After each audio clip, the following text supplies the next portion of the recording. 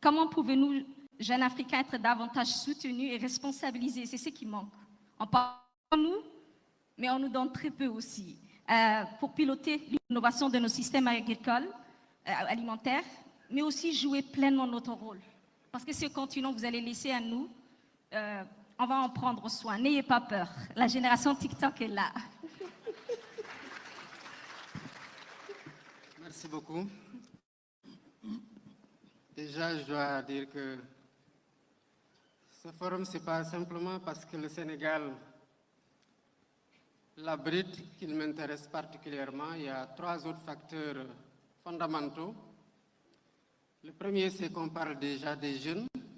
Je me sens très concernée quand on parle des jeunes.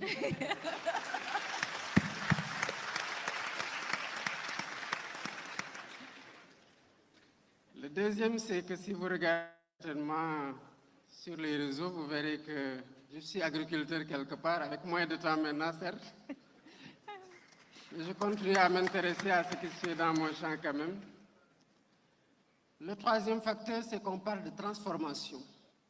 Et au Sénégal, justement, nous sommes à l'ère de la mise en œuvre de la vision Sénégal 2050 que nous avons conçue et qui s'appelle l'agenda national de transformation.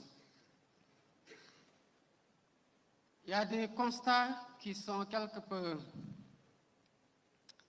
contradictoires, si on peut le dire. Nous avons 60% des terres arables, mais 64% des terres non cultivées. Nous avons la main-d'œuvre, à savoir la jeunesse. Nous avons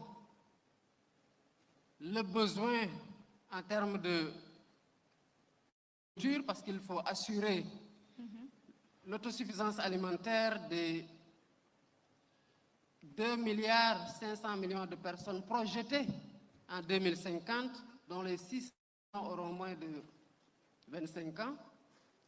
Et pourtant, on se rend compte que nous importons énormément pour nous nourrir en Afrique, alors que ça devrait être le contraire au regard du potentiel que j'ai décrit tout à l'heure. Pourquoi alors toute cette main-d'œuvre constituée de jeunes qui ont la force du travail, pour travailler, et donc une bonne partie d'entre eux aujourd'hui ne réussit pas à s'insérer dans le tissu professionnel, ne s'intéresse pas à l'agriculture? C'est la grande question. C'est parce que justement, les jeunes ne considèrent pas, peut-être à tort, l'agriculture comme étant un secteur porteur où ils peuvent se faire de l'argent. Quand on vous suit, parce qu'on vous suit sur les réseaux sociaux, je disais tout à l'heure à AgroBabe qu'il y a quelques années, 2 ans peut-être, je lui ai écrit un message sur les réseaux que nous partageons, sauf qu'elle ne m'avait pas répondu. Mais maintenant, elle va répondre, ça c'est sûr. Hein? Je comprends qu'il y a beaucoup de sollicitations sur ce rapport, mais je l'ai suivi pas à pas, surtout quand j'ai commencé à mettre en place mon champ. Mais ça ne me suffisait pas d'écouter le conseil. J'ai voulu que nous travaillions sur un plan opérationnel pour exploiter. Mais ce n'est pas encore tard parce que je cherche encore. Là, je l'ai trouvé, je crois. Alors, il nous faut travailler sur la transformation des systèmes alimentaires. En nous reposant sur cette force, mais d'abord en investissant sur les structures, en travaillant à faire en sorte qu'il y ait une maîtrise de l'eau. Parce que pour cultiver, il faut y avoir des terres arables, mais nous cultivons 3 mois sur 12 parce qu'on n'a pas d'eau essentiellement.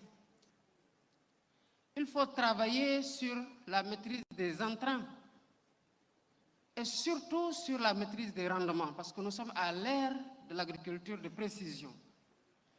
Et davantage mécanisée, modernisée à travers l'innovation qui certainement attirera plus de jeunes avec la digitalisation.